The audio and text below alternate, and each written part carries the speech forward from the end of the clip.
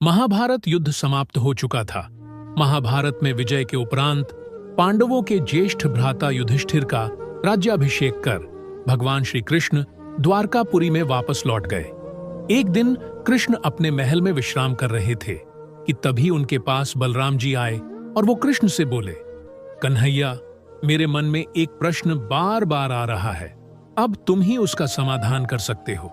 भगवान श्री कृष्ण ने कहा, बताइए दाऊ भैया, क्या पूछना चाहते हैं आप? तभी बलराम कहते हैं, हे कान्हा, महाभारत के इस विनाशकारी युद्ध में ना जाने कितने अनगिनत योद्धा वीरगति को प्राप्त हो गए, ना जाने कितनी स्त्रियां विधवा हो गईं और ना जाने कितने घर उजड़ गए। ये सब सोचकर मेरा मन व्याकुल हो रहा है और मेरे मन को ना जाने कितने अनगिनत सवालों ने घेर रखा है। कान्हा, मुझे बताओ कि महाभारत के युद्ध में जो भी हुआ, पितामह भीष्म का वध, आचार्य द्रोण का वध, दुर्योधन दुशासन का वध, वह सभी तो उचित था, परंतु हे कान्हा, महादानी कर्ण का ऐसा अंत क्यों? वह एक श्रेष्ठ मित्र, महापराक्रमी योद्धा और महान दानेश्वर था, जिसने स्वयं ही माता कुंती को अर्जुन के सिवा किसी अन्य पांडव को नहीं मारने का वचन दिया था, जिसने अपने कवच और कुंडल ब्राह्मण वेश में आए देवराज इंद्र को दान में दे दिए थे। ऐसे महान दानवीर ने अपने किस कर्म का फल भोगा? तब भगवान श्री कृष्ण कहते हैं, तो सुनिए दाऊ भैया, वैसे तो दुर्योधन के अधर्म में जिसने भी साथ दिया था, वह सभी पाप के भागी बन गए थे। उनको उनके कर्मों का फल तो मिलना ही था।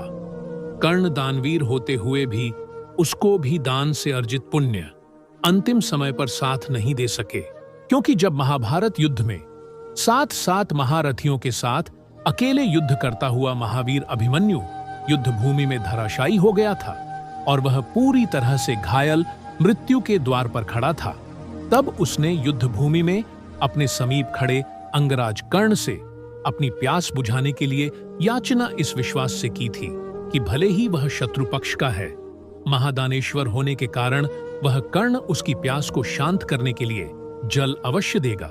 परंतु दाऊ भैया, उसके पास जल होने के बावजूद भी उसने जल इसलिए नहीं दिया था कि उसका प्रिय मित्र दुर्योधन नाराज हो जाएगा, और उस जल को अभिमन्यु के आगे रणभूमि में बहा दिया और महादानी कर्ण जल दान नहीं कर पाया। उसने मृत्यु के द्वार पर खड़े याचक की अवहेलना की थी और युद्ध भूमि में उस बालक अभिमन्यु को अपने सूखे कंठ के लिए प्राण त्यागने पड़े। हे दाऊ भैया, स्वयं के पास जल होते हुए भी मृत्यु के द्वार पर खड़े हुए को जल नहीं दिया। कर्ण के इस एकमात्र पाप ने उसके संपूर्ण जीवन में किए हुए दानों से अर्जित पुण्य को नष्ट कर दिया। और बड़े भैया काल की गति देखिए, उसी जल के स्रोत से उत्पन्न कीचड़ में कर्ण के रथ का पहिया धंस जाता है और उस महारथी, महादानी और महापराक्रमी कर्ण के अंत का कारण बन जाता है। यही तो कर्म फल है दाऊ भैया, इसे मैं स्वयं भी नहीं रोक सकता। किसी के साथ किए अन्याय का एक ही पल आपके संपूर्ण जीवन की प्रामाणिकता को शून्य करने हेतु पर्याप्त है। तो दोस्तों, ये थी आज की वीडियो आपको कैसी लगी हमें कमेंट बॉक्स में लिखकर जरूर बताएं।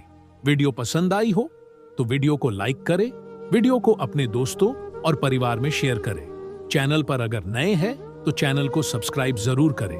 वीडियो को पूरा देखने के लिए आपका बहुत बहुत धन्यवाद।